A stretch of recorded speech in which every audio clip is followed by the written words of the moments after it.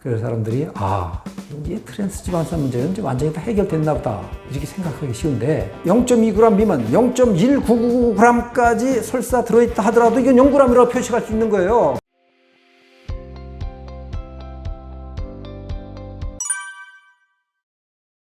네, 안녕하세요. 또 인사드릴 수 있게 돼서 기쁘게 생각합니다. 잘 지내셨죠?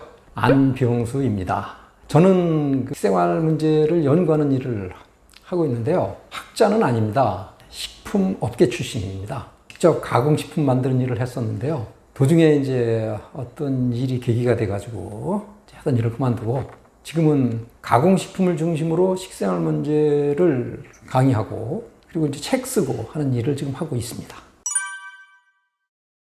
식생활, 그러니까 음식의 중요성을 새삼 깨우치는 계기가 됐는데요. 이제 제가 사는 동네 그 뒤쪽에 그 야트막한 산이 하나 있습니다. 그게 이제 공원으로 이렇게 조성되어 있는데 그 중턱에 플래카드가 하나 걸려 있어요. 그 플래카드에 써 있는 글귀가 조금 좀 의미가 있습니다. 비둘기에게 먹이를 주지 마세요.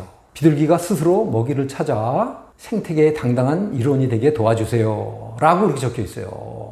그래서 저는 이제 거기 올라갈 때마다 그 이제 글귀를 읽는데, 읽을 때마다 비둘기한테 먹이를 주지 말라고? 비둘기가 그 사람이 준 먹이를 먹으면 그 어떻게 되길래 그러지? 하도 궁금해가지고 한 번은 일부러 그 공원 관리하는 분한테 찾아가서 물어봤어요. 왜 비둘기한테 먹이를 주지 말라는 거냐? 비둘기가 사람이 준 먹이를 먹으면 어떻게 되냐? 그랬더니 건강하지 못하다는 거예요. 사람이 준 먹이를 많이 먹은 놈은 병에 걸린다는 거예요. 그러면서 걔들도 그 성인병에 걸리나 봐요. 그러더라고.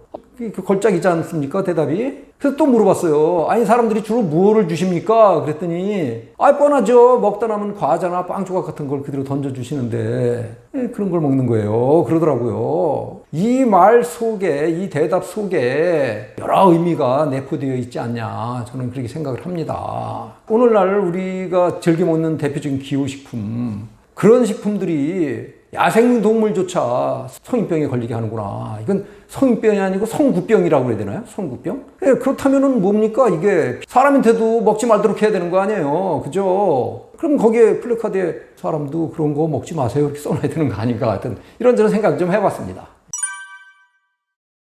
이제 백설탕을 말합니다. 백설탕, 이제 사탕수수 그 즙액으로 설탕을 만드는데 그 즙액을 너무 이제 깨끗이 씻어낸다고 보면 돼요. 여러 차례 걸쳐가지고 정제한 다음에 씻어낸다는 거니까. 씻어내가지고 당류 이외의 그 자연 물질은 다 빼낸다고 보시면 돼요. 오직 수크로스라는 자당 성분, 그것만 결정화시킨 것. 그게 백설탕인데 그게 이제 정제 설탕입니다. 근데 이제 그게 이제 문제가 있는 거잖아요.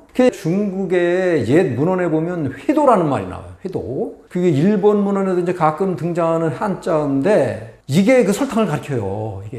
그게 그 한자를 뜯어보면은 그 회라는 말이 뭔가 하면은 그 석회를 말합니다. 그 석회는 그 칼슘 있죠. 칼슘을 다른 말로 표기한 거라고 보면 돼요. 칼슘을 의미하는 거예요. 그리고 도는 이제 도둑을 말하는 거고. 그래서 회도 하면은 칼슘 도둑을 말하는데 그게 설탕이라는 겁니다. 맞아요. 무슨 뜻인가 하면은 설탕을 우리가 먹으면 우리 몸속에서 칼슘을 축낸다. 칼슘뿐만이 아니죠. 다른 미네랄들도 축낸다. 그런 보고가 많죠. 그건 이미 과학적으로 증명된 거고. 또 뭐 비타민 같은 영양분, 그런 것들도 축내고. 그뿐만 아니죠. 우리 몸의 혈당 관리 시스템을 혼선에 빠뜨려서 저혈당을 불러일으키고 대사증후군이 되고, 그게 이제 생활습관병으로 연결되고 그러는 거 아닙니까? 근데 더 큰 문제는 이게 설탕이 정신건강까지 해친다는 거예요. 요즘 우울증을 호소하는 분들이 꽤 많은데 설탕이 상당 부분 거기 책임을 져야 된다는 그런 주장도 많아요. 이런 여러 가지 심신상의 비용리적인 안옴이라고 할까요? 문제점들, 그런 걸 서양에서는 슈거블루스라고 합니다. 슈거블루스.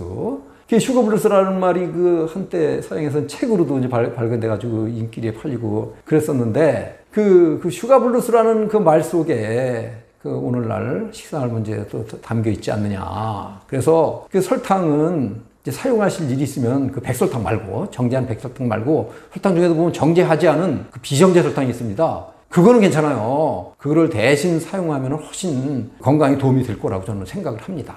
마트에 이제 그 지금은 비정제 설탕을 일반 식품 매장에서는 안 팔아요. 친환경 식품 매장에나 가야 이제 구하실 수 있고, 물론 인터넷으로는 이제 따로 구입할 수는 있습니다. 근데 이제 마트에서는 그 비슷한 게 있는데, 누런 색상의 유기농 설탕이라고 있죠. 그거는 그 이제 완전 비정제 설탕은 아닙니다. 근데 한 반 정도 비정제라고 보시면 돼요. 백설탕은 그 두 단계에 걸쳐 정제를 하거든요. 1차 정제, 2차 정제, 그 물리적인 정제, 화학적인 정제거든요. 근데 이제 비정제 설탕은 전혀 정제를 안 한 거고, 백설탕은 두 단계 다 걸쳐서 정제한 거고, 근데 이제 누런 색상의 그 유기농 설탕이 있는데, 그거는 물리적인 정제만 하고 화학적인 정제는 안 한 겁니다. 백설탕보다는 조금 좋고, 완전 비정제 설탕보다는 조금 떨어지고, 그 완전 비정제 설탕을 구입하기가 조금 번거로우시면 그냥 아쉬운 대로 그 마트에서 팔고 있는 누런 유기농 설탕을 대신 이용하셔도 훨씬 도움이 됩니다.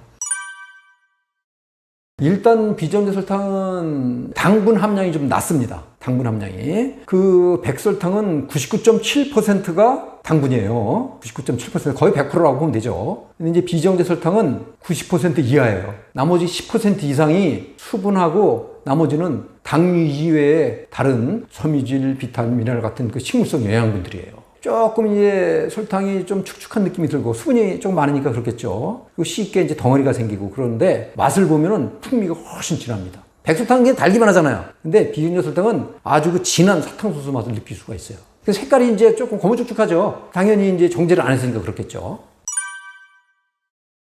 이게 이제 가공식품 산업이 잘못된 길을 들어섰다는 표시죠, 그게. 맨 처음에는 설탕이 굉장히 귀했어요. 40년 전만 해도 설탕이 좀 귀했어요. 특히 백설탕 없어서 못 먹고 그랬었거든요. 그러니까 하여튼 무조건 달기만 하면 좋은 거예요, 사람들이. 단맛은 강하지, 백설탕이. 근데 사탕수수 지백을 그대로 졸여서 만든 비정제 설탕은 단맛이 조금 약해요. 그리고 좀 거칠어요, 느낌이. 입에서 넣었을 때 거칠고, 그 다음에 색깔도 거무쭉쭉하고. 그러니까 당시 사람들은 이거는 저급 설탕, 비정제 설탕은 저급 설탕, 싸구려 설탕, 그래서 눈과 찬 백설탕이 고급 설탕, 이렇게 생각을 한 거예요. 그래가지고 이제 제당 회사들이 다 백설탕을 만드는 쪽으로 공장을 차린 거예요. 그 제당에서 공장에 가보면 그 설탕, 제당 라인이 다 백설탕을 만들도록, 정제 설탕을 만들도록 이렇게 만들어져 있어요. 그게 이제 계속 온 거예요. 그러니까 거기서 백설탕밖에 나올 수가 없는 거거든요.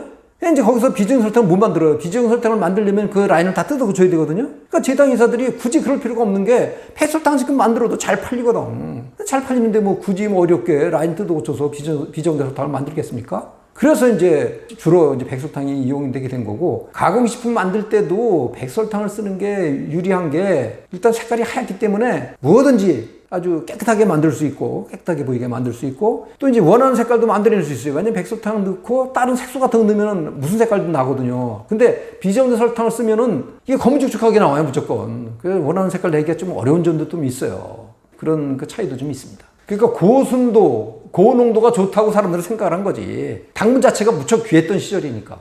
지금 이제 시대가 바뀌었으니까. 그러니까 이제 사람들도 좀 바뀌어야 되고, 공장도 바뀌고, 이제 업체도 좀 바뀌고 그래야 되는데, 이게 잘 안 바뀌어요, 이게.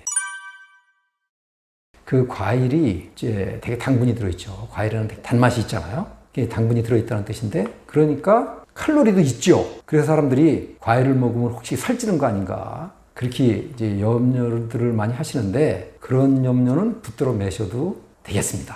과일에 들어있는 당류는 전체 양에 비해서, 과일 전체 양에 비해서 그렇게 많은 양이 아니에요. 과일 섭취량에 비해서 우리가 당분 섭취량이 그렇게 많지 않고요. 과일을 통해서 당분을 섭취한다 하더라도 그게 다 우리 몸에 흡수되지 않습니다. 상당량은 몸 밖으로 빠져나가요. 왜냐하면 과일에는 아주 중요한 영양분인 섬유질이 꽤 많이 들어있잖아요. 이 섬유질이 당분의 흡수를 억제 지연시키거든요. 그것들 덕분에 우리 몸에 잘 흡수가 잘 안 되고 많이 빠져나가고요. 그리고 그 과일의 당분들 중에는 그 우리가 흡수해서 이용되는 것 외에 소화기관을 통과해가지고 그 장에까지 도달을 해요. 그래서 장에 있는 유익한 미생물들의 먹이가 되기도 해요. 그 유익한 미생물이 잘 번식하잖아요, 우리 몸 안에서. 그럼 그게 또 비만을 억제해주는 그런 효과도 있고요. 그리고 또 이제 또 중요한 게 비타민, 미네랄 같은 수많은 식물성 영양분들 있죠.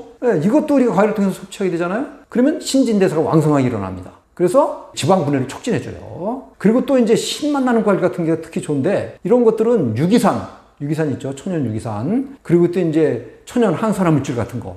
이런 것들이 또 많이 들어있어서 이런 것들이 그 비만 억제에 또 도움을 주고 그렇습니다. 그래서 사실 과일이 오히려 다이어트 효과가 있다. 다이어트 식품이다. 그런 내용의 논문들도 꽤 많이 있어요. 과일이 살찔까봐 나쁜 식품? 이런 생각은 하실 필요가 없는 거고, 과장된 염려시고, 다만 이제 너무 많이 먹는 분들이 또 덜어 계세요. 좋다고 그래가지고 그냥 뭐 하루 세 끼 밥 먹는 식으로 먹고 막 그런 분들이 있는데, 그거는 이제 편식이 돼요. 편식이 될 정도로 가니까 그거는 조금 좀 그런 식으로 섭취하는 건 좀 피하는 게 좋고, 이제 내당력이 떨어진다든가 무슨 당뇨 병력이 있다든가 그런 분들은 과일도 조금 좀 경계하실 필요가 있습니다. 과일 생산하시는 분들이 이제 기술이 좋아지셔가지고 당도가 예전에 비해서 많이 높아졌어요. 근데 이제 품종 개량을 해가지고 자연스럽게 당도가 높아진 거라면은 뭐 저는 좋다고 봐요. 좋다고 봐. 당분 농도 높아진다 하더라도 우리 몸에 미치는 영향은 그렇게 크지 않다고 보거든요. 아무래도 당분 섭취는 조금 늘어나긴 하겠죠. 하지만 크게 문제는 안 되는데, 가끔 말이죠. 어떤 분들은 합성 감미료 있죠. 그게 단맛이 무척 강하잖아요. 설탕에 비해서 뭐 수백 배 단맛이 강하니까 이건 조금만 써도 단맛이 굉장히 강하거든요. 이거를 비벼주는 식으로 뿌려요. 그 연면 시비도 하고 말이죠. 그 다음에 그 땅에도 막 그 물을 녹여가지고 뿌리고 그래요. 그럼 그게 흡수가 돼가지고 과일까지 가요. 그래가지고 단맛이 굉장히 강해지는 그런 그 열매가 나올 수가 있거든요. 당도를 봤을 때 똑같은데 단맛은 굉장히 강하게 느끼는 거예요. 합성 감미료 때문에. 그런 과일은 저는 조심해야 된다고 봅니다. 권하고 싶지 않습니다. 근데 품종 개량을 해서 자연스럽게 당도가 올라간 거, 그거는 괜찮다고 봐요. 일반 과일들은 전혀 그런 걱정 안 하셔도 되는데, 일부 이제 특수한 경우 아주 지나치게 단맛은 아마 느껴지는 그 톤이 좀 다를 거예요. 그 단맛, 그 감미료하고 설탕하고 단맛의 그 양상이 좀 다르거든요. 아마 민감한 분들은 느끼실 거예요. 일단 카레 하면은 이제 대표적인 웰빙 식품이죠. 그죠? 예, 맞습니다. 카레 굉장히 좋은 식품이에요. 왜냐하면은 여러 영양분들이 무척 많이 들어있는데, 특히 천연 항산화 물질, 그 강한 가루에 그게 항산화 물질 덩어리라고 보시면 돼요. 항산화 물질이 무척 많이 들어있거든요. 그래서 카레 식품을 평상시에 많이 드시는 분들은 노화를 억제할 수 있고, 뭐 암을 비롯한 생활습관병을 예방할 수가 있습니다. 그래서 이제 카레가 굉장히 좋은 식품이라고 그렇게 알려져 있는 건데, 또 그것도 사실이고, 그런데 일반 가공 카레의 경우는 좀 생각해 봐야 돼요. 가공 카레라는 거는 다른 게 아니라 시중에서 팔고 있는, 우리가 이제 먹기 편리하도록 만들어진 그 분말 카레 같은 거 있죠. 그거 물 그냥 끓이기만 하면 카레 소스가 되는 거잖아요. 그 다음에 또 이제 덩어리로 된 블록 카레 같은 거 있죠. 덩어리로 된 거, 블록 카레 같은 거. 그 다음에 이제 인기가 있는 그 카레 제품, 그 레토르트 카레 있죠. 레토르트 카레. 그런 것들이 이제 가공 카레라고 그래요. 예? 이 가공 카레는 식품 첨가물들이 무척 많이 들어가요. 단맛을 내야 되니까, 달콤하게 만들어야 되니까 일단 정제당이 거의 뭐 필수적으로 들어가고, 그다음에 정제 가공 유지, 그다음에 이제 조미료 향료 같은 거, 뭐 산도저제, 뭐 제품에 따라서 색소 같은 거, 뭐 증점제, 변성저분, 이런 것들이 들어가요. 이런 것들이 다 이게 해로운 물질들이거든요. 이런 그 식품 첨가물들은 우리 몸속에 들어가면 활성산소를 만들어요. 이게 활성산소라는 게 뭡니까? 우리 몸의 세포를 해치는 거잖아요. 돌연변이 세포도 만들고 그래가지고 염증도 만들고, 그래서 암을 비롯해서 여러 질병을 일으키는 건데, 노화도 촉진하고 말이죠. 이 활성산소가 만들어지면은 그것 때문에 이 강황 가루에 들어있는 그 천연 항산화 효능, 이게 크게 훼손될 수가 있어요. 그런 의미에서 그런 그 먹기에 편리하게 만들어진 그런 가공 카레는 그다지 권해드리기 쉽지 않고, 될 수 있으면 첨가물 쓰지 않은 이제 무첨가 카레 소스도 있으니까 그런 걸 이용하시고, 제일 좋은 거는 강황 가루 시중에 팔잖아요. 가루만 사다가 집에서 양념을 만드시는 거예요. 그래도 카레 소스 직접 한번 만들어 보세요. 재미있어요. 그래서 만든 엄마표, 그거라면은 진짜 적극 권해드리고 싶습니다.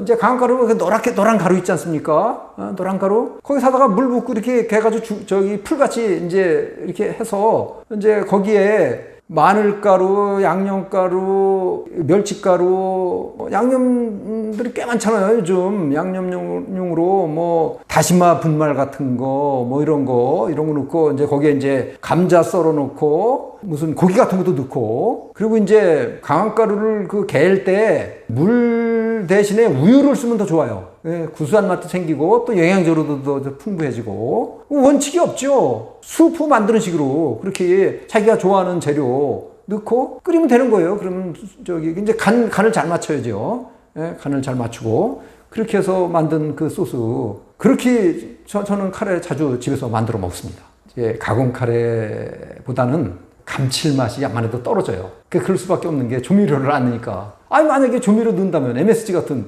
조미료, 그 다음에 이제 담배 가스 분해물 같은 거, 그 다음에 향료, 그런 거 넣으면은 맛도 똑같이 만들 수 있는데 그런 거를 넣지 않고 만드니까 암만 해도 이제 맛은 떨어지는데 그렇다고 못 먹을 정도는 아니에요. 굉장히 아주 담백하면서도 은근히 당기는 맛이 있어요. 근데 자극적이지만 않을 뿐이지 그 요리 솜씨에 따라서 이제 그건 좀 달라지겠죠. 가장 자기가 좋아하는 맛을 낼 수 있는 그 조합을 한번 찾아가지고 만들 때마다 그렇게만 똑같이 만들면 돼요.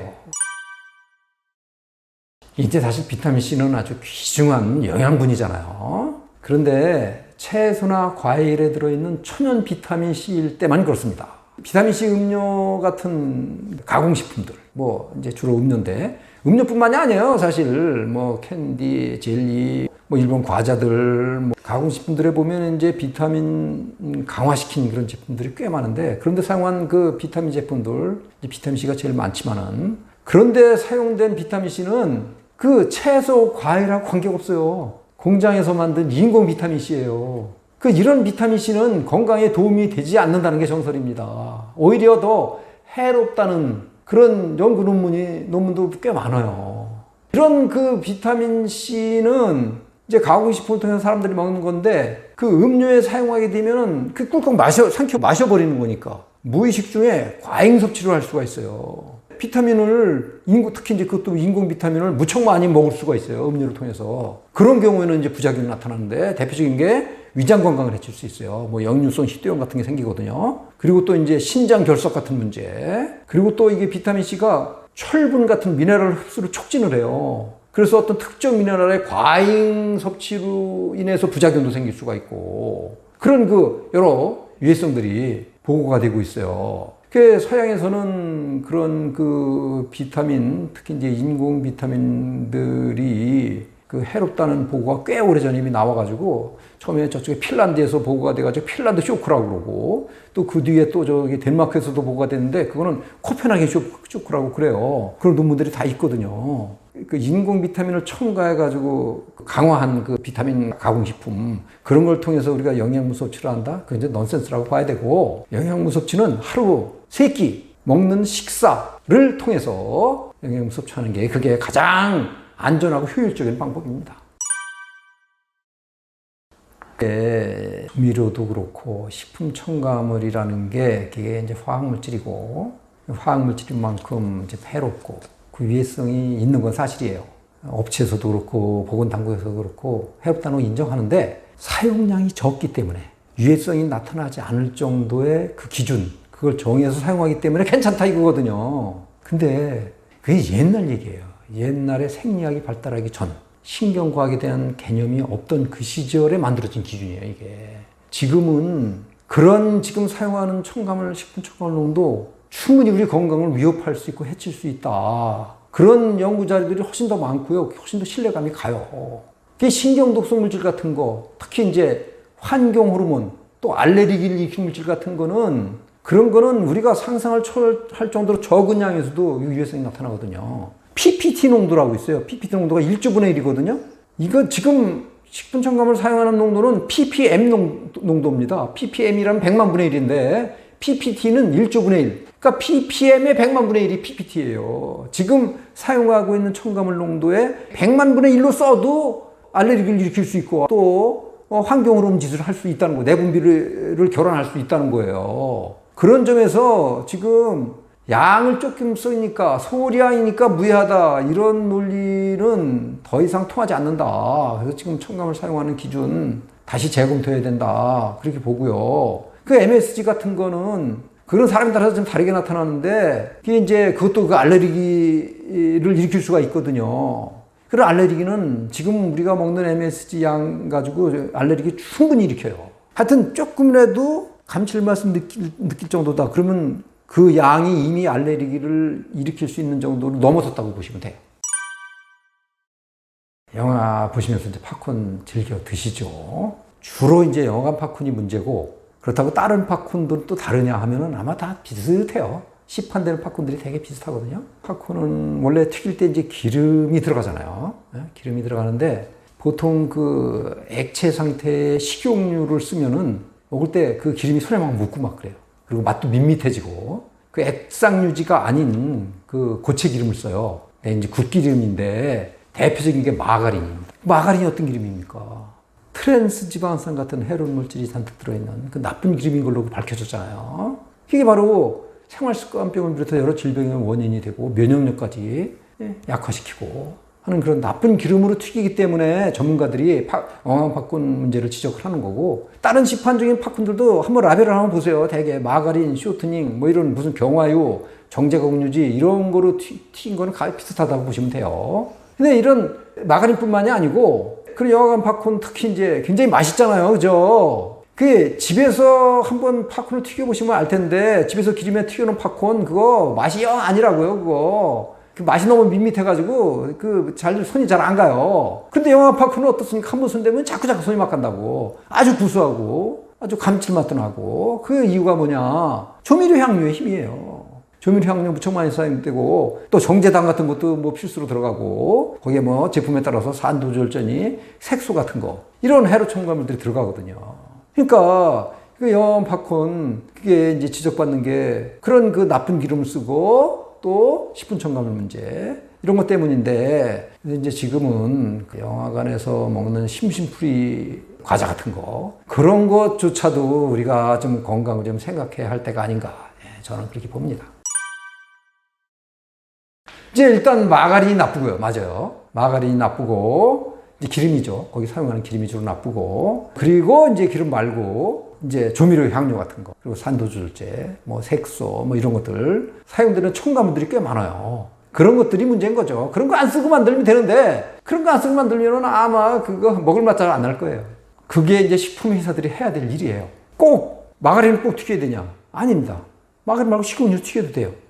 손에 기름이 묻는다고? 그 묻지 않게 하는 방법이 있어요. 거기다가 무슨 가루 같은 거 그렇게 코팅을 해놓으면 되거든요. 그리고 꼭 그 맛을 낼 때 정제당을 꼭 써야 되나? 아니에요. 비정제당 쓰면 돼요. 그리고 조미료 향료 꼭 써야 맛나나? 아니에요. 천연조미료 있어요. 천연조미료 가지고 맛내면 돼요. 얼마든지 가공식품 회사들이 마음 먹고 만들면, 그리고 팝콘 만드는 분들 다 기술력 있다고, 맛어떻게내면 잘 낼 수 있는지 알 수 있다고, 그분들이 조금만 생각하고 연구를 하면 그런 해로운 첨가물 쓰지 않고도 얼마든지 훌륭하게 만들 수가 있어요. 그 영화관에서도 조금만 그렇게 생각하면 그런 첨가물을 쓰지 않고 해롭지 않게 팝콘 만들 수 있다고요. 그러니까 결국은 팝콘이 나쁜 게 아니에요. 그 속에 들어가 있는 나쁜 기름, 나쁜 첨가물이 나쁜 거예요. 그런 거 쓰지 않고 만들면 되는데, 우리가 얼마든지 해롭지 않게 맛을 낼 수가 있어요. 그 방법을 찾으면 되는 거예요. 그냥 어떤 분은 집에서 팝콘 만들어 먹는 분도 계세요. 기름에 튀기는데 그냥 먹으면 그거 맛없지, 못 먹지. 근데 거기다가 이제 자기가 좋아하는 어떤 양념 같은 거 같이 결부시켜가지고 그렇게 해서 먹는 분들도 계세요. 농산물은 그 공산품하고 다르죠, 그죠? 채소 같은 경우가 특히 그런데 아주 쉽게 변질되거나 시들거나 바래거나 뭐 벌레가 먹거나 그러잖아요. 근데 시중에 그 유명 마트 같은 데서 파는 그 포장 채소 한번 보십시오. 꼭 공산품 같아요. 아주 싱싱하고 깨끗한 외관을 지니고 있거든요. 이 비결이 뭘까? 이게 식품 첨가물에 있습니다. 그 식품 첨가물 중에 보면은 차염소산수, 뭐 이산화염소수, 오존수 같은 것들이 있는데, 이게 식품 첨가물로 허가가 된 거예요. 이게 산화력이 무척 강해서 강력한 살균 효과가 있거든요. 이 용액에다가 수확한 채소를 일정 시간 담궈둬요. 그럼 그 과정에서 채소에 들어있는 뭐 벌레 같은 거, 뭐 해충 같은 거, 그런 거 죽고, 미생물 같은 것도 사멸되고, 그리고 또 이제 효소, 이런 저런 효소들이 있잖아요. 천연 효소 같은 거. 그런 것들도 불활성화되고 그래요. 그래가지고 그 싱싱하고 깨끗한 모습을 계속 유지를 하는 거예요, 오랫동안. 근데 이제 문제는 살균수 처리하는 과정에서 그게 산화력이 워낙 강하다 보니까 그 채소에 들어있는 여러 영양분들을 손상할 수가 있어요. 그 활성산소 같은 걸 만들어요. 활성산소 같은 거. 그런 게 이제 우리 몸속에 들어가가지고 여러 또 유해성으로 나타나고 또 그래요. 그래서 채소 같은 거, 그런 농산물은 깨끗하고 싱싱할수록 우리가 좀 조심을 해야 되고, 그 유기농 채소 한번 잘 보세요. 볼품 없잖아요. 시들고, 뭐 벌레 먹은 것도 막 있고. 이런 게 안전한 거예요, 이런 게. 그렇게 생각하시면 됩니다. 다는 아니죠. 다는 아닌데 상당 부분 그렇게 처리를 해요. 그게 이제 법적으로 다 허용이 돼 있으니까 업자들은 당연히 그걸 하죠. 그걸 해야 더 오랫동안 신선도를 유지할 수 있으니까. 보통 보면 마트에서 팔고 있는 채소들 수확했을 때 최소 한 며칠은 지났을 거라고요. 운송해가지고 씻어서 포장하려면 그 며칠 걸릴 거 아니에요. 근데 채소들 보통 수확한 지 며칠 지나면 다 바랜다고 다. 근데 그렇게 싱싱하게 유지가 되고 있는 그 이유를 한번 생각해 봐야 된다고. 그대로 그 포장해 놓은 건 아니라는 거지. 그게 이제 표기 의미가 없어요. 왜냐면 오존으로 처리했다. 그럼 오존을 사용했다는 표기를 해야 되는데, 이게 이제 나중에 담갔다가 꺼내가지고 또 깨끗하게 씻어내거든요. 씻어내기 때문에 남아있지는 않아요, 거기. 그 남아있지 않은 경우에는 중간에 어떤 거를 사용했다 하더라도 거기에 대한 그 표기 의무가 없는 거예요. 그런 그 표시 예외 규정이 있거든요. 그러니까 불법은 아니에요. 그런 걸 사용했지만, 차염수산 나트륨 사용했지만, 이산화염수산 사용했지만, 그건 표기는 의무는 없는 거예요. 남아있지 않으니까. 사실 그런 것들도 좀 표시 규정에서 좀 손봐야 되지 않을까. 중간에 남아있지 않다 하더라도 중간에 사용했던 것들은 다 그것들 식으로도 표시해야 되지 않나, 저는 그렇게 생각합니다. 그게 이제 한때 유기농이 더 위험하다, 그런 말이 나온 적이 있습니다. 그게 이제 미국에서 발간된 책인데, 내추럴리 덴저러스. 그 내추럴리 덴저러스라는 책이 우리나라에도 번역서가 나오면서 유기농이 더 위험하다라는 말이 그게 나돌았어요. 이 말이 저는 좀 왜곡됐다고 좀 봐요. 저는 그 동의할 수가 없어요. 그 이제 유기농이 더 위험하다는 말이 나온 이유가, 이제 농약을 이제 쓰라는 건데, 농약을 안 쓰게 되면, 농산물에 농약을 안 쓰게 되면 이제 뭐 벌레가 생길 수도 있고, 뭐 미생물이 번식할 수도 있고, 그 과정에서 우리가 예상치 못한 어떤 독성이 나타날 수도 있다. 이제 그런 거를 염려해서 이제 얘기하는 거거든요. 근데 글쎄요, 그게 뭐 벌레가 먹고 뭐 미생물이 번식한다고 해가지고 정말 거기에서 엉뚱한 다른 유해성이 나타날까? 여기에 대한 것도 좀 의문이고요. 그리고 사실 그 벌레가 먹고 미생물이 번식해가지고 독성이 나타날 정도면 그 채소도 그렇고 농산물이 이미 망가져 있을 거라고, 겉으로 봤을 때 도저히 그거 먹을 정도는 못 될 거라고요. 그래서 그런 거는 너무 과장된 걱정이다, 지나친 왜곡이다, 저는 그렇게 보고요. 그 책을 썼던 그 저자, 그분이 이제 스탠포드대 교수인데, 그분도 그 책의 곳곳에다가 자기도 인공물질에 대한 아주 그대로 있는 그대로 드러내고 있어요. 예를 든다면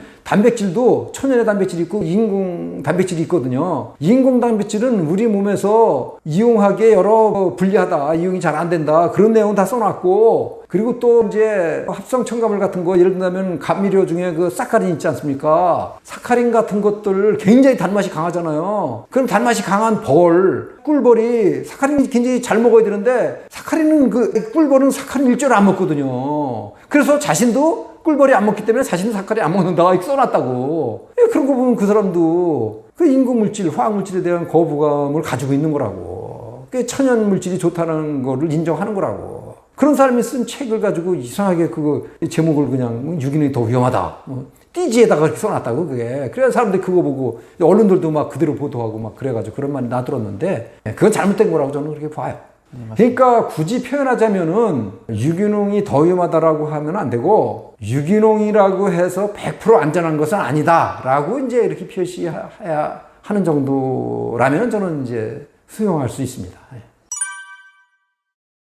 그거는 이제 예를 들어서 그 유기농 농산물을 생산할 때 보면은 농약하고 비료를 안 쓰는 건데, 유기농은 대신 천연 해충제, 천연 살충제, 천연 살균제 같은 게 있거든요. 화학물질이 아니죠. 그런 걸 대신 쓰게 되고, 그리고 이제 합성 비료, 화학 비료가 아닌 퇴비 같은 걸 쓰잖아요. 이제 그 과정에서 무슨 뭐 대장균 같은 거 그런 게 오염될 가능성도 좀 있고요. 암만 천연 살충제 살균제라 하더라도 이제 혹시 소량 남아 있을 수가 있는데 그런 거는 사람 몸속에 들어가면 좋지는 않죠. 그 정도 문제는 있을 수 있다고 저는 보거든요. 예, 그 정도는 해로울 수 있다. 그래서 그런 걸 깨끗이 씻어 먹으면 안심해도 되죠. 벤젠 같은 물질은 식품에 들어있으면 안 되는 물질입니다. 왜냐하면은 그 유독성 물질인데다가 발암성까지 있고 그래요. 음료에서 벤젠이 나왔다고 그래가지고 참 시끄러웠어요. 특히 이제 비타민C 음료에서 그게 이제 검출이 잘 되는데 이게 나중에 알게 된 건데 화학물질의 칵테일 효과 때문이었습니다. 칵테일 효과라는 게 뭔가 하면은 식품에 여러 가지 첨가물을 쓰는데 그게 화학물질들이잖아요. 이 화학물질들을 여러 가지를 동시에 썼을 때 그 화학물질들이 서로 화학 반응을 일으켜요. 그래가지고 엉뚱한 유해물질을 만들어내거든요. 그래가지고 새로운 유해성이 나타난다든가 유해성이 더 심해진다든가 그런 문제를 일으키는데 이게 비타민C 음료의 경우 이제 보존료로 사용한 안직향산 나트륨이라고 있어요. 이게 비타민C하고 화학 반응을 일으킨 거예요. 칵테일 효과를 일으켜가지고 벤젠을 만든 거예요. 이게 이제 나중에 알려진 거예요. 처음에는 모르고 있다가. 이런 그 칵테일 효과가 오늘날 식품 첨가물이 아무리 안전성이 확인된 거라 하더라도 안심하면 안 되는 이유예요. 설사 개별 물질 하나하나는 다 안전한 거라 하더라도 이게 여러 가지 동시에 썼을 때 어떤 엉뚱한 새로운 유해성이 나타날 수 있거든요. 그래서 되도록 첨가물도 적게 쓰는 게 좋고 그 다음에 되도록 화학 반응 일으키지 않는 첨가물들을 위주로 쓰는 게 좋은데 그걸 알기는 쉽지 않죠. 근데 이제 가공식품에 보면은 첨가물을 한두 가지 쓰는 게 아니에요. 보통 한 10가지 넘어요. 10가지 넘고 많은 거는 뭐 몇십 가지를 쓰기도 하고 막 그러는데 이런 그 칵테일 효과 문제는 우리가 정말 주목해야 된다고 저는 봅니다. 음료에서 나타나는 건데 다행히 요즘에는 이제 음료에 나트륨 보존료를 안 써요. 요즘에는. 예, 그래서 이제 음료에서도 더 이상 벤젠이 검출되지는 않는데 제약회사에서 만든 드링크류 있죠. 드링크류에는 어떤 때는 어떤 제품을 보면 아직도 안직향산 나트륨을 쓰더라고. 예, 그런 제품은 이제 조심해야 된다고 저는 봅니다. 안직향산 나트륨은 또 다른 말로 벤조산 나트륨이라고도 그래요. 어떤 제품은 그래서 벤조산 나트륨이라도 표기가 되거든요. 그게 또 똑같은 물질입니다.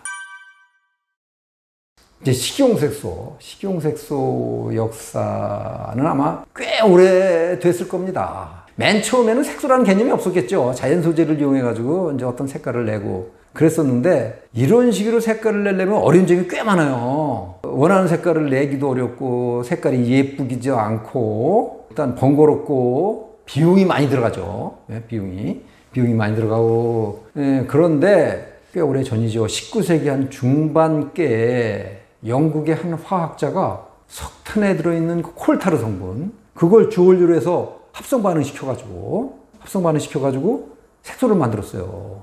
그게 합성 색소인데 오늘날 인기리에 사용되고 있는 타르 색소의 효시입니다. 그래서 처음에는 콜타르 색소라고 그랬어요. 그러다가 이제 콜타르라고 그러면 조금 좀 혐오감을 주니까 그냥 콜자는 빼고 그냥 타르 색소로 하는 거거든요. 그럼 오늘날까지 사용되고 있는데 이게 이제 콜타를 만들었으니까 어떻겠어요? 당연히 해롭죠. 근데 해롭지만은 당시 종전에 해오던 그 자연 소재를 이용해서 착색하던 방식으로 생기던 여러 어려움을 단숨에 극복해버리는 거예요. 그래가지고 이걸 그냥 식품에까지 썼는데 그 당시에는 식생활 안전에 대한 개념, 뭐 식문화의 건조성 같은 데에 대한 개념이 거의 없던 시절이었거든요. 그래가지고 그런 콜타르 색소도 음식에 쓰는 거 별로 그렇게 사람들이 반감을 갖지 않았는데 지금은 어떻습니까? 시대가 완전히 바뀌어 있잖아요. 그때하고 비교하면 안 되죠. 예, 많이 바뀌어 있으니까 지금은 그런 그 콜타르를 올려서 만든 합성 색소, 타르 색소 같은 거는 그거는 이제 식용 색소로는 쓰지 말아야 하지 않을까. 예, 공업용 색소로나 쓰는 게 좋지 않을까. 저는 그렇게 생각을 합니다. 그 정식 명칭이 식용색소 무슨 색 메토 하는 거거든요. 이게 지금 우리나라에서 그런 게 9가지인데 9가지에다가 또 이제 알루미늄 레이크 쪽까지 다 합치면은 알루미늄 레이크계 이제 타르색소까지 다 합치면은 16가지가 됩니다. 옛날에는 웬만한 가공식품에 거의 다 썼는데 요즘 들어서 사람들이 이제 합성색소 납다는 인식이 생기면서 일반 제품은 잘 안 써요. 잘 안 쓰는 경향이 있는데 그러면 이제 좀 많이 좋아졌다고 이제 볼 수 있는 거죠. 근데 아직도 아이들이 즐겨 먹는 제품에는 여전히 써요. 사탕, 젤리, 뭐 껌 같은데, 그리고 음료 같은데, 그런 데는 아직도 타르색소 꽤 많이 쓰고 있습니다. 근데 예전에 비해서는 많이 줄은 건 사실이에요. 그러니까 이 이제 합성색소로 대표하는 타르색소가 아마 유해성 보고 하면은 한두 가지가 아닐 거예요. 굉장히 많은데 발암 의심 물질이 꽤 많아요. 타르색소로 허가된 것 중에서도 발암 의심 물질이 있고, 그리고 신경 독성이 있어요. 신경 독성이라는 게 신경계를 손상하는 거거든요. 그리고 생식 독성이 있어요. 동물 실험을 해보면 불임의 원인이라는 그런 보고도 있어요. 뭐 최기형성 물질, 그건 이제 기형아 출산의 원인이다, 그런 보고도 있고, 또 이제 당장 알레르기도 일으켜요. 또 아이들한테는 그 ADHD 있죠? 산만해지는 거. 그런 그 원인이라고도 그래요. 이게 이제 분자 크기가 굉장히 작아요. 그래가지고 심한 경우에는 그 두뇌 전두엽 쇠포까지 뚫고 들어가요. 그래가지고 전두엽 손상하고 막 그래요. 이게 이제 심한 경우에는 이제 발달장애로도 연결되고 막 그러는 거예요. 이제 그 타르색소는 요즘에는 이제 그 사용 기준량이 좀 정해져 있어요. 그 허용치가 있는데 최대한 그 기준을 정할 때는 신중을 기했겠죠. 그 기준이라는 게 이제 동물 실험을 통해서 정하는 건데, 당장 유해성이 나타나지 않을 수준이라고 보시면 돼요. 당장. 그래서 타르색소 먹는다고 해가지고 당장 암에 걸리는 건 아니에요. 또 생식계가 손상이 돼가지고 어떤 문제가 생기는 거 아니에요. 근데 오랜 기간, 그 이제 기준치 이하라도 오랜 기간 지속적으로 먹으면은 이 유해성이 쌓여요. 쌓여가지고 만성 독성이 딱 나타나요. 그걸 조심해야 되는 거예요. 첨가물들이 되게 그래요. 아주 독성이 강한 첨가물들은 다 이제 사용량 기준이 정해져 있거든요. 근데 그 이하로 쓴다고 해가지고 이건 안전하다고 생각하면 안 되는 거예요. 계속 지속적으로 먹었을 때 생기는 만성 독성, 이거는 아무도 장담을 못 하는 거예요. 이제 그 트랜스 지방산이 이제 가공식품에 보면은 요즘에는 그 함량이 거의 대부분 표기가 돼 있죠. 그래가지고 사람들이 트랜스 지방산을 이제 함량을 이제 알 수가 있는데, 표기된 걸 보면 거의 대부분 0g이라고 그렇게 표기가 돼 있어요. 그래서 사람들이 이제 트랜스 지방산 문제는 이제 완전히 다 해결됐나 보다, 이렇게 생각하기 쉬운데, 여기에 그 심각한 정부의 비대칭성이 있습니다. 식품 표시 규정을 보면 일회 섭취량당 트랜스 지방이 0.2g 미만인 경우에는 0g이라고 표시할 수 있다라는 대목이 있어요. 무슨 뜻인가 하면은 0.2g 미만, 0.19g까지 설사 들어있다 하더라도 이건 0g이라고 표시할 수 있는 거예요. 그러니까 0g이라고 전혀 없다는 뜻이 아니고요. 그리고 또 일회 섭취량이라는 단서도 주목하셔야 돼요. 한 포장에 보면 한 번만 먹을 수 있도록 포장된 게 아니에요. 여러 번 먹을 수 있도록 포장된 경우가 많고, 어떤 제품은 한 포장 안에 뭐 수십 번 먹을 수 있도록 그렇게 포장된 제품도 꽤 많아요. 대용량 포장인 경우에는. 그런 경우에는 암만 0g이라고, 트랜스 지방산 0g이라고 표시되어 있다 하더라도 트랜스 지방 전체 함량이 꽤 많은 거예요. 0g이라고 표시된 거 그것만 믿고 안심하면 안 되고, 라벨의 그 원료 표시란을 잘 봐야 됩니다. 라벨의 원료 표시란을 보셔서 무슨 정제 가공 유지, 아니면 뭐 쇼트닝, 마가린, 무슨 경화유, 이런 표시가 있는 것들은 다 트랜스 지방산이 들어있거든요. 많든 적든. 이런 표시가 있는 그러한 제품은 설사 트랜스 지방산 0g이라고 표기되어 있다 하더라도 선택하시지 않는 게 좋습니다. 보통 통상적으로 사람이 한 자리에서 먹을 수 있는 양, 예를 들자면 무슨 이제 사탕 같은 거 보면 이제 한 포장 안에 뭐 한 20개가 들어있다. 사탕이 20개 들어있다. 근데 사람들이 보통 이제 먹으면 한 2개 정도씩 이제 보통 먹더라. 그러면 일회 섭취량이 2개예요. 근데 한 포장 안에 20개가 들어있다면 그 한 포장 안에 10회 섭취량이 들어있는 거죠. 또 한 케이스에 보면 12개 들어있다. 그러면 이제 일회 섭취량이 그 한 개거든요. 그러면 그 한 케이스에는 12회 섭취량이 들어있는 거다. 이렇게 알면 되는 거죠. 그 비스켓 같은 것도 대개 보면은 이제 그 크기가 큰 그런 그 쿠키 같은 거, 그런 경우에는 이렇게 포장 안에 보면은 뭐 한 10개, 뭐 많은 거는 한 20개 정도 이렇게 들어있어요. 근데 이제 그런 비스켓은 두꺼운 거는 한 개만 가지고도 한 번 먹으면은 뭐 사람들이 더 안 먹더라. 어떤 거는 뭐 2개 먹으면 그러더라. 뭐 그런 그 기준이 있을 거 아닙니까? 그래가지고 만약에 한 번에 보통 한 2개 정도씩 먹더라. 그런 경우에는 만약에 그 포장 안에 20개가 들어있다면, 그렇다면 그게 그 포장 안에 10회 섭취량이 들어있는 거고, 그렇게 그 개수를 기준으로 해도 생각할 수 있어요. 그거는 보건당국에서 책자로 다 정해놨어요. 모든 가공식품 일회 섭취량이 얼마다 기준이 다 정해져 있어요. 뭐 캔디류, 초콜릿류, 초콜릿에도 뭐 판초코 아니면 스틱 초코, 초콜릿 가공품 뭐 이런 거 유별로 다 이렇게 정해놨어요.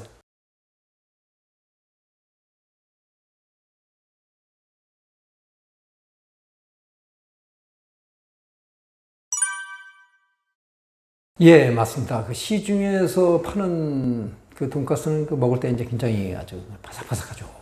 근데 이제 집에서 직접 돈가스를 만들어서 튀기면 바삭하지 않은데 왜 그럴까? 크게 두 가지 이유가 있습니다. 먼저 그 식품 첨가물 힘이에요. 튀김 식품의 경우 이제 튀김 옷을 입힐 때 그 식품 첨가물들 꽤 많이 써요. 대표적인 게 증점제. 무슨 증점제를 사야 되는 검류 있죠, 검류. 뭐, 고압검, 아라비아검, 뭐, 잔탄검, 이런 검류 같은 거. 이런 거를 쓰고, 또 이제 결착제 역할을 하는 인산염이 있어요. 뭐, 폴인산 나트륨 뭐 이런 것들. 이 인산염을 넣고, 이제 튀김옷을 만들어가지고 그걸 입히고, 나중에 튀기면은 아주 식감이 바삭바삭해집니다. 그리고 또 하나 이유는 튀김 온도입니다. 튀김 온도. 튀김류, 프라잉 오일의 온도. 프라잉 오일의 온도가 높을수록 아주 바삭한 식감이 납니다. 근데 이제 이게 문제는 이런 식품 첨가물들이 다 해로운 거예요. 검류도 그렇고, 그다음에 인산염도 그렇고. 그다음에 이제 튀김 오일은 프라잉 오일, 그거는 뜨겁게 가열하면 할수록 또 트랜스 지방산을 비롯해가지고 뭐 벤조피렌이니, 뭐 과산화물이니 이런 해로운 물질들이 또 많이 만들어져요. 그래서 돈가스뿐만 아니고 튀김식품 전체 다 마찬가지인데. 하여튼 바삭할수록 더 좀 우리 건강에는 좋지 않다. 이렇게 보시면 되고, 이게 튀김식품 자체가 원래 그게 좋은 식품이 아닌데 꼭 튀김식품을 이제 만들어 먹어야 된다면은 신선한 기름으로 되도록 낮은 온도에서 튀겨야 되는데, 그러면 이제 바삭한 식감은 우리가 좀 포기를 해야 돼요. 그리고 또 이제 낮은 온도에서 튀기면 색깔도 좀 허해지고, 그렇지만 그게 안전한 거라 그렇게 보시면 돼요. 이제 기름의 그 지방산들이 이제 구조가 이제 좀 복잡한데, 그 지방산이 이제 그 여러 가지 종류가 있어요. 지방산의 그 구조 중에서 이렇게 아주 취약한 부분이 이제 군데군데 있어요. 취약한 부분이. 근데 그쪽은 막 돌아가고 막 그러거든요. 움직이고 뭐 변형도 일어나고 막 그러거든요. 근데 이거는 가열하면은 이 부분에서 다른 화학 반응이 일어나요. 그래가지고 구조가 확 바뀌고 그래요. 그 트랜스 지방산도 만들어지는 그거거든요. 그리고 산화가 일어나요. 산화가 일어나가지고 뭐 찌든 내 같은 거. 그런 냄새도 나고 막 그래요. 그때 이제 그렇게 되면은 이게 뭐 오메가 지방산 같은 게 이미 변형돼 있고 자연의 지방산이 아닙니다. 그래서 그 변형된 지방산 자체가 우리 몸에서 이렇게 작용하고, 지방산이 변형이 일어나면은 그럼 거기서 또 이제 뭐 활성산소 같은 것도 막 만들어지고 그래요. 그럼 그게 또 우리 몸에 염증도 일으키고 돌연변이 세포도 또 막 만들고, 그래가지고 또 생활습병도 일으키고 암의 원인도 될 수 있고 그런 거예요. 뜨거운 온도에서 조리할 때 그게 보통 한 높을 때는 200도씨까지 올라가요. 그 과정에서 영양분들을 상당량, 내열성이 약한 건 다 파괴된다고 봐야죠. 영양분 손실도 상당합니다. 이게 높은 온도에서 튀기니까. 당연한 거죠, 그건. 이제 고기 요리하는 거 한번 생각을 좀 해보시자고요. 먼저 저는 채식주의자는 아닙니다. 고기 먹고 생선도 먹고 굉장히 좋아해요. 많이 먹어요. 근데 이제 가공육은 조금 이제 꺼려해요. 가공육은 이제 고기를 먹을 때 주로 이제 생육을 사다가 집에서 이제 요리해서 먹는데, 육류도 그렇고 생선도 그렇고 익히는 방법에는 크게 세 가지가 있습니다. 불에 굽는 법, 기름에 튀기는 법, 삶거나 찌는 법. 가장 안전한 방법은 아마 짐작하셨을 거예요. 삶거나 찌는 법입니다. 왜? 불에 굽게 되면은 암만 해도 태울 수밖에 없어요. 탄 부위가 나올 수밖에 없어요. 그때 여러 해로 물질들이 만들어지는데 헤테로사이클릭 아민류 물질들이에요. 이게 뭐 발암성이 있고 활성산소도 만들고 그 하여튼 질병의 원인이 되는 거예요. 그게 특히 이제 직화구이 하는 거 이런 거 정말 조심해야 돼요. 그때 막 그냥 끓음도 올라오고 막 그러잖아. 이게 발암물질 덩어리라고 보면 돼요. 튀기는 경우, 기름에 튀기는 경우 이때 되게 높은 데서 튀긴다고요. 그래야 이제 색깔도 먹음직스럽게 나오고 고소한 맛도 잘 나오고 그러거든요. 그 높은 온도에서 튀기게 되면은 기름을 가열하면 나쁘다 그랬잖아요. 가열할 때 또 이제 여러 가지 해로 물질들, 대표적인 게 벤조피렌이에요. 벤조피렌 같은 그 내분비 결합 물질, 발암 물질이자 내분비 결합 물질 같은 게 그런 게 또 만들어진다고요. 그게 튀김식품의 그 숙명적인 그런 문제점이고, 그것도 찌거나 삶는 건 어떠냐? 태울 일이 없잖아요, 그죠? 타지 않아요. 그리고 온도도 상대적으로 낮아요. 기껏해야 100도씨 정도, 이 정도에서 조리하는 거거든요. 그렇기 때문에 해로 물질이 만들어질 이유가 없는 겁니다. 되도록 이제 찌거나 삶는 쪽으로 조림 같은 식으로 이제 해야 되는데, 그 현대인들이 보면은 굽거나 튀긴 음식을 좋아해요. 특히 젊은 사람들이 그래요. 그게 대표적인 게 닭고기인데, 닭고기도 사람들이 튀긴 걸 좋아한다고. 치킨이 그거 아닙니까? 치킨이. 오늘날은 치킨 만능 시대인데, 옛날부터 전해오는 우리나라의 전통 닭고기 요리를 생각하시면 거기 중요한 힌트가 있어요. 조상들은 닭고기를 어떻게 요리해 드셨어요? 백숙 아니면 삼계탕이에요. 이게 우리나라 전통 닭고기 요리라고. 이런 점에 대해서는 옛 조상님들한테서 좀 배워야 된다고 저는 생각합니다. 그저 프랑스 사람들은 살찌지 않는다라는 그 말이 있어요. 이제 아주 유명한 프렌치 패러독스인데, 그 이야기를 할 때면 늘 따라 나오는 식품이 있습니다. 바로 와인입니다. 와인. 프랑스 사람들이 와인 많이 먹잖아요. 와인 많이 먹는데도 그 사람들은 살 안 쪄요. 그게 이제 진짜 와인 때문인지는 그거는 증거는 없는데, 하여튼 저는 와인과 관계가 있다고 봐요. 사실 맞거든요. 와인이 좋은 식품인 거 맞거든요. 술 가운데 아마 거의 유일하게 우리 건강에 도움을 주는 식품 이렇게 알려져 있고, 사실 그게 좀 맞아요. 왜냐하면은 와인 속에는 천연 항산화 물질을 비롯해가지고 수많은 그 포도에 들어있는 영양분들이 그대로 남아있고, 또 발효하는 과정에서 또 좋은 물질들이 만들어지기도 하고, 그렇기 때문에 이제 와인은 충분히, 비록 술이지만 웰빙 식품이라고 할 수 있는데, 허물이 하나 있어요. 이 좋은 와인에도. 눈에 가시라고 저는 보는데, 바로 식품 첨가물입니다. 아황산이라고 있어요. 아황산. 이게 이제 산화방지제로 사용되는 건데, 일반 와인에는 거의 다 사용돼요. 이제 표기할 때는 이제 와인 뒤에 보면 표기가 돼 있거든요. 무수아황산 아니면은 이산화황 이런 식으로 이제 표기가 돼 있어요. 그게 이제 아황산이에요. 이게 좀 조심해야 될 물질이에요. 사람에 따라서 호흡곤란을 일으킬 수도 있고, 현기증이 날 수도 있고, 어떤 사람은 두드러기가 날 수도 있고 막 그래요. 특히 초원식 환자의 경우 아주 치명적일 수 있습니다. 이게 이 좋은 그 술에 들어있는 거예요. 그래가지고 그 와인 하나에 이제 오게티라고 할 수가 있는데, 진짜 와인 좋아하는 분이라면은 이런 거 사용되지 않은, 들어가 있지 않은 와인을 찾아보실 필요가 있습니다. 다행히 있습니다. 아황산 성분을 쓰지 않은 와인이 있는데, 그게 바로 내추럴 와인이에요. 내추럴 와인이라고 있어요. 요즘 이제 많이 나와요. 일부 매니아를 중심으로 아주 활발하게 소비되고 있어요. 네, 그거를 이용하시면 됩니다. 식초로 변할 수 있고요. 기술이 필요해요. 기술로 이제 그걸 막아야 되는데, 그러니까 기술이 필요하든가 아니면 노력이 필요하든가. 그 알코올 발효가 일어나지 않습니까? 알코올 발효가 가장 적절히 일어난 시점에 그걸 딱 멈추게 해야 되는데, 그게 더 진행되면은 그 다음에는 이제 식초로 되는 거예요. 초산 발효가 이어지거든요. 그러면 신맛이 나는 거예요. 그러니까 신맛이 나지 않는 선에서 딱 멈춰야 되는데, 그게 쉽지 않다고. 그래서 딱 멈추도록 하기 위해서 그때 아황산을 넣는 거예요. 가장 최적의 발효 종료 시점을 찾기 위해서 넣고, 그 다음에 이제 그 아황산을 넣고 보면 이게 산화방지제이기 때문에 방부 효과도 있어요. 그래서 보관성도 훨씬 좋아져요. 그런 효과도 있어요. 그래서 내추럴 와인은 맛이 조금 들쑥날쑥할 수가 있어요. 그리고 보존 기간도 훨씬 더 짧을 수밖에 없고요. 그건 인정을 해야 돼요. 근데 앞으로 이제 기술이 좋아지면서 나중에는 이런 것도 얼마든지 우리가 해결할 수 있다고 저는 봅니다. 자, 밥이 비만 식품일까 아닐까? 그게 우리나라 사람들한테 굉장히 중요한 질문입니다. 왜냐하면 쌀이 주식이잖아요. 그죠? 쌀의 성분을 봐야 되는데, 그 백미의 경우 80% 가까이가 탄수화물입니다. 이 탄수화물 성분이 우리 몸속에 들어가면 분해돼가지고 포도당으로 돼요. 그 포도당이 에너지원으로 사용되는 거죠. 근데 사용되지 않고 남은 포도당, 이것들은 지방으로 변해서 지방세포에 가서 쌓입니다. 그럼 이게 비만이 되는 거 아닙니까? 그럼 밥은 그 비만 식품이겠네? 그럼 밥 먹는 거 이거 안 되는 거 아닌가? 밥 먹지 말아야 되는 거 아닌가? 그러나 그런 점은요 꼭 붙들어 매셔도 됩니다. 왜? 밥 먹을 때 밥만 먹는 게 아니잖아요. 반찬하고 꼭 같이 먹어요. 밥만 먹는다면 그런 문제가 있을 수 있는데, 꼭 반찬하고 같이 먹기 때문에 같이 먹는 그 반찬, 그게 밥의 혈당 지수를 낮춰줍니다. 이 혈당 지수가 중요한 개념이에요. 혈당 지수가 낮은 식품은 결코 비만을 일으키지 않습니다. 그래서 비록 밥이 고탄수화물 식품이지만 비만을 일으키지 않는 겁니다. 특히 이제 반찬을, 채소 같은 거, 주로 이제 나물 같은 거, 섬유질이 풍부한 그런 거를 선택해서 반찬을 먹으면 훨씬 더 그 혈당 강화, 비만 억제가 훨씬 더 좋아지죠.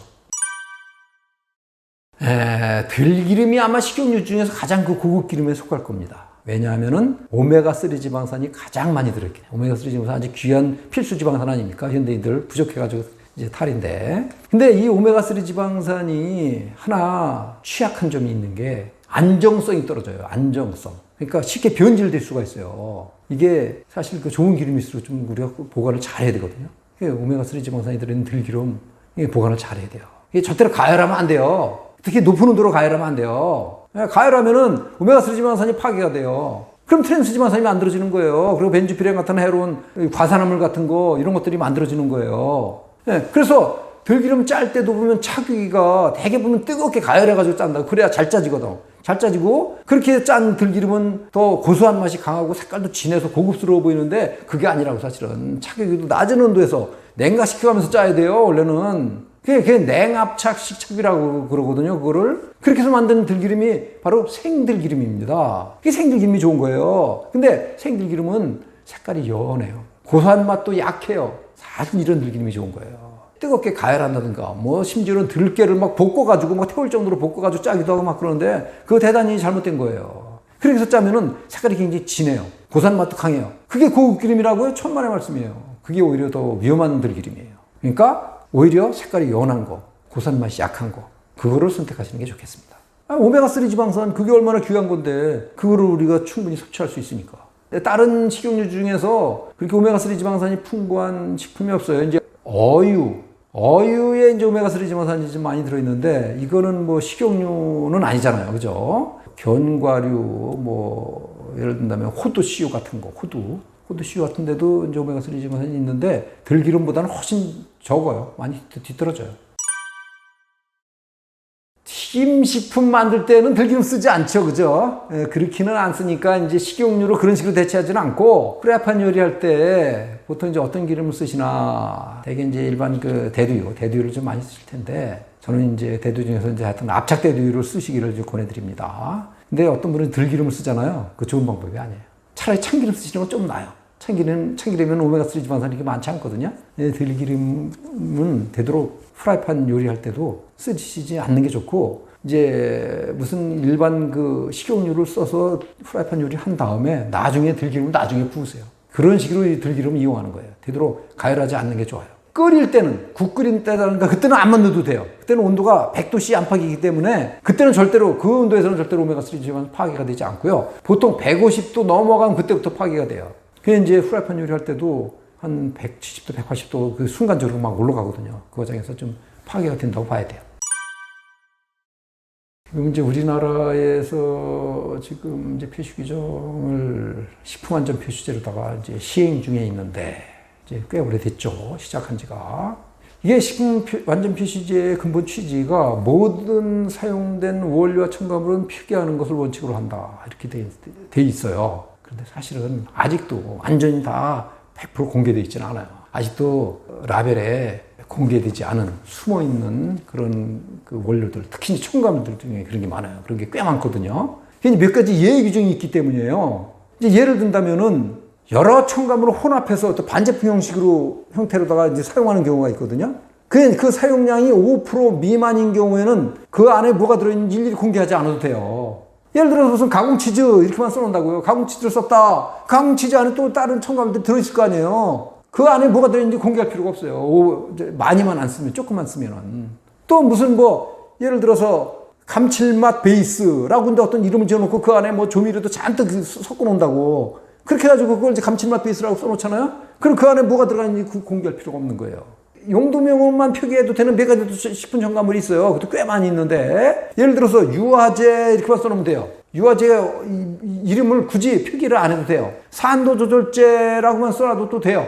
그 안에 뭐 구연산이니 빙초산이니 이런 거 일일이 공개하지 않아도 돼요. 이런 그 용도명만 표시하면 되는 경우도 있고, 이런 경우 소비자들이 알 수가 없고요. 꽤 많이 있어요. 포장지가 아주 작은 경우에도 또 예외 규정을 또 준다든가.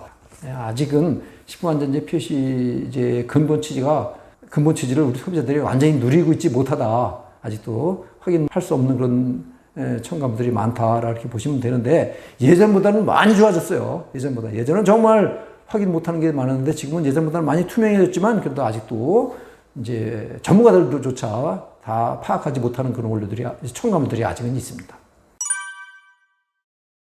포스트 하비스트라는 그 말이 있잖아요. 물론 이제 서양 사람들이 쓰는 말이지만 우리나라 사람들도 써요. 그게 말 그대로 농산물을 수확한 후에 어떤 처리를 하는 거예요. 되게 이제 농약을 뿌리는데 그 먼 이국에서 수입한 농산물의 경우 뭐 거의 대부분 배로 싣고 들어왔으면 포스트 하비스트 처리를 한다고 봐야 됩니다. 왜냐하면 운송 과정에서 뭐 벌레가 생길 수도 있고 뭐 비온질 될 수도 있고 막 그렇거든요. 농약을 뿌려놓으면 그런 염려를 안 해도 되잖아요. 근데 이제 그 농산물 같은 경우 수출 항에서 배에 싣기 전에 농약을 쫙 뿌려놓고 뚜껑 덮어가지고 싣고 들어온다고. 그럼 이 농약이 거의 그대로 남아 있는 거예요. 위험한 거예요. 포스트 하비스트 농약이 위험한 게 바로 그거예요. 재배 기간 중에 뿌리는 농약은 그나마 그 햇빛에 휘발되고 뭐 비바람에 씻기고 그래가지고 나중에 잔류량이 그렇게 많지 않은데 포스트 하비스트 처리한 농약은 그 잔류량이 굉장히 많은 거예요. 그래서 특히 그 위험한 건데 요즘에는 이제 포스트 하비스트 처리를 할 때 농약을 안 쓴다고 그래요. 어떤 일부 제품의 경우.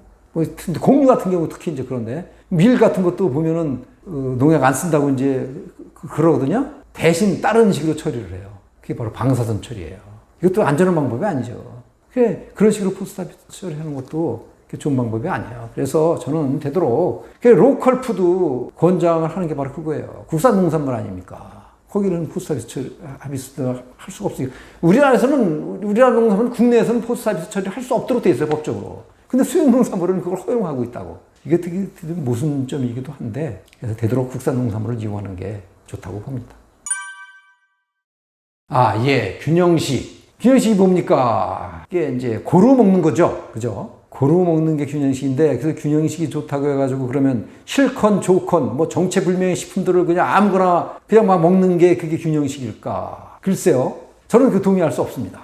그 지역에서 생산되는 제철 음식을 고루 먹는 것. 이게 바로 균형식입니다. 그 예를 들어 보시자고요. 동양 사람들, 동양 음식 먹어야죠. 서양 사람들, 서양 음식 먹어야죠. 아프리카 사람들, 아프리카 음식 먹어야죠. 그 지역에서 생산되는 음식. 그게 그 사람한테 맞아요. 에스키모 사람들이 된장국 안 먹는다고 해가지고 균형식 원칙에 위배되는 거 아니잖아요. 그러니까 제철에 그 지역에서 생산되는 그 로컬 푸드, 그거를 고루 먹는 것. 그게 균형식인데 이거를 그 푸드 마일즈라는 개념, 그게 이제 환경운동가들이 주창하는 이론인데 그 개념에 접목해서 생각하면 아주 이해하기가 쉽습니다. 그 푸드 마일즈라는 게 그 식품을, 농산물을, 식자재를 얼마나 많이, 얼마나 멀리서부터 조달해 오는가를 나타내는 지표잖아요, 그게. 푸드 마일지가 높은 식품은, 그 값이, 푸드 마일지 값이 높은 식품은 멀리서 많이 들여왔으니까 에너지 낭비가 심한 거죠. 그리고 그만큼 또 환경오염도 많이 시키는 거예요. 그 지역에서 생산된 농산물이 아니죠. 그러니까 되도록 푸드 마일지 값이 낮은 식품을 고루 먹는 것. 그게 바로 균형식이다. 이렇게 보시면 되겠습니다. 그리고 푸드 마일지가 낮은 식자재는 다 로컬 푸드, 국산 농산물일 거고, 그리고 또 제철 음식일 가능성이 많잖아요. 이제 수박, 여름철 대표적인 아주 시원한 식품인데, 요즘에는 이제 수박도 뭐 연중 재배되니까 이제 가을철, 겨울철 가리지 않고 이제 나오죠. 그래서 수박 좋아하는 분들은 연중 즐길 수 있는데, 보통 이제 그 시원한 여름철 과일이라고 그래가지고 그거 시원한 맛으로 먹는 거지 영양적인 가치는 없을 거야 그렇게 생각하기 쉬운데 그거 잘못된 거예요. 의외로 영양적인 가치가 높아요. 대표적인 비타민C 하나만 보더라도 사과보다 더 많아요, 수박에. 보통 2배 정도나 돼요, 수박이 사과보다. 그리고 그 베타카로틴 있죠? 그게 우리 몸에서 이제 비타민 A로 바뀌는 그 영양분인데, 베타카로틴 영양분도 다른 과일보다 수박에 굉장히 더 많이 들어있어요. 그리고 뭐 비타민뿐만 아니고 미네랄들 있지 않습니까? 마그네슘, 셀렌, 뭐 아연, 철, 뭐 칼슘 같은 것까지, 그런 것까지 비교적 식품 중에 풍부하게 들어있는 식품으로 그렇게 분류가 되는데, 특히 그 천연 항산화 물질로 아주 유명한 게 있어요. 그 수박 색깔이 붉잖아요. 붉은 색깔 나는 과일들이 대개 이제 그 성분이 있는데, 라이코펜 아시죠? 어떤 사람은 리코펜이라고도 그러는데, 이게 도마도가 좋은 식품이 라이코펜이 많기 때문이잖아요. 근데 사실은 수박에 도마도보다 라이코펜이 더 많은 걸로 그렇게 조사가 되어 있습니다. 수박은 영양적으로도 굉장히 아주 훌륭한 음식이니까 여름철에 특히 시원할 때 좀 많이 드시고, 다만 이제 한 가지 전문가들이 지적하는 게 있어요. 당지수가 좀 높다는 거예요. 당지수가. 이게 당지수가 높은 식품은 이제 비만의 염려가 있고 내당 능력이 떨어진 사람한테 이제 불리한 식품인데, 근데 사실 그것도 지나친 걱정이에요. 왜냐하면은 암만 당지수가 높다고 해서 다 나쁜 게 아니고, 당지수에서 일회 섭취하는 기준으로 봤을 때 그 혈당치를 올리는 정도가 낮은 경우가 꽤 있는데, 수박이 바로 그거예요. 당지수가 높다 하더라도 섭취량 기준으로 볼 때는 그렇게 염려할 수준이 아니고, 그걸 이제 당부하지 지수라는 또 다른 지표가 하나 있거든요. 그걸 가지고 비교하면 금방 쉬워요. 수박이 당지수는 높지만 당부하 지수는 낮아요. 그런 식품은 우리가 안심하고 먹을 수 있습니다. 비록 당류 함량이 많다 하더라도 그런 점에서 안심해도 됩니다. 그 이제 MSG 때문에 사실 그 말들이 좀 많은데, 얼마 전에 그 언론들이 MSG가 해롭지 않은 것을 밝혔다 그래가지고 이제 일제히 뉴스로도 나오고 그랬었는데, 그래서 사실 저도 이제 질문을 좀 많이 받았습니다. 근데 MSG가 해롭지 않다는 얘기가 식품학계의 공통된 주장이 아닙니다. 일부 학자들의 주장일 뿐이에요. MSG의 유해성에 대해서는 신경과학자들의 얘기를 잘 들어봐야 돼요. 왜냐하면 신경독소 물질이니까. 이 신경독소 물질이 뭡니까? 신경계를 손상해서 어떤 독성을 나타내는 거예요. 심한 경우는 뇌세포까지 공격을 해서 뭐 기억력을 감퇴시키고, 뭐 심한 경우에는 뭐 치매로까지 연결되기도 해요. 그런 논문들도 많이 있어요. 사실 뭐 MSG 논문을 보면 꽤 많은데, 무슨 뭐 알레르기를 일으킨다 할지, 망막세포를 손상한다 할지, 대사증후를 일으킨다 할지, 하여튼 유해성과 계속 나와요. 뭐 올해도 나오고 내년에도 나올 거고 계속 나올 거예요. 근데 그런 그 논문, 유해성에 대한 논문 굳이 생각하지 않더라도 신경독성 물질이라는 것 자체 하나만 가지고도 MSG를 피해야 될 이유는 충분히 차고 넘칩니다. 미식가의 시조로 알려진 사람이 있는데요. 그 프랑스의 법률가이자 정치가예요. 브리아 사바랭이라는 사람인데, 그 사람이 17세기, 18세기 때 활동했던 사람이에요. 그 사람이 이런 말을 했어요. 그대가 무엇을 먹는지 말하라. 그러면 나는 그대가 누군지 말해주겠다. 이 말 속에 식생활의 중요성이 그대로 다 담겨 있지요. 보통 식생활이 잘못되면 병에 걸린다고 합니다. 암, 심장병, 당뇨병, 뭐 중풍, 뭐 이런 거 주로 신체적인 질병을 말하죠. 그런데 사실은 그거 말고 심리 영양학자들이 연구하는 게 바로 정신건강까지 해준다는 거예요. 정신건강. 요즘 좀 우울증을 호소하는 사람들이 꽤 많잖아요. 이게 잘못된 식생활하고 관련이 있을 가능성이 굉장히 많아요. 특히 아이들의 경우 교육적인 차원에서도 이 식생활이 무척 중요해요. 이제 논문 중에 과자가 아이들의 난폭한 심성을 키운다, 또는 뭐 청량음료가 학교 폭력의 원인이다, 패스트푸드를 즐겨 먹는 아이들이 학교 성적이 나쁘더라, 학교 생활을 잘 못하더라, 가공육 있죠, 햄 소세지 같은 거, 가공육을 먹는 아이들이 산만하더라, 하여튼 이런 내용의 연구들이에요, 논문들이에요. 이게 바로 그 정신건강과의 관련성, 철착하는 그런 연구들이거든요. 그 먹는 음식이 그 사람의 인성, 품성을 결정한다, 그렇게 보시면 되고, 이런 철학, 이런 철학의 밑바탕에 깔려 있는 게 바로 우리가 먹는 게 바로 우리다라는 유명한 명언입니다. 이제 추석 때부터 이제 송편들을 많이 드시잖아요, 그죠?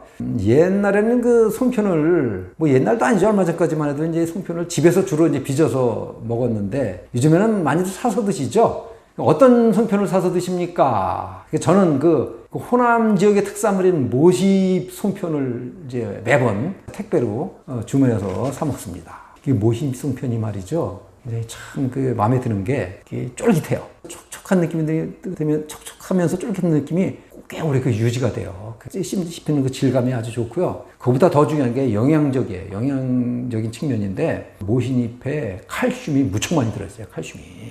칼슘 부족한 사람은 모신잎 송편을 자주 드시면 크게 도움이 될 겁니다. 보통 이제 쑥 송편도 비슷한데, 사실은 쑥보다 모시잎에 칼슘이 더 많이 들어있어요. 8배나 더 많이 들어있으니까 엄청난 차이예요. 뭐 물론 다른 이제 영양분들도 많지만 그래서 이제 쑥, 송편, 모시, 송편 다 이제 추석 때 드시는 거 좋은데 이제 사서 드시는데 그 시중에 판매되는 거 보면은 그게 색깔이 초록 색깔 띠잖아요. 그 초록 색깔을 색소로다가 내서 파는 그런 송편들도 있거든요. 사실 때 혹시 이제 주의를 하시는 게 좋겠습니다.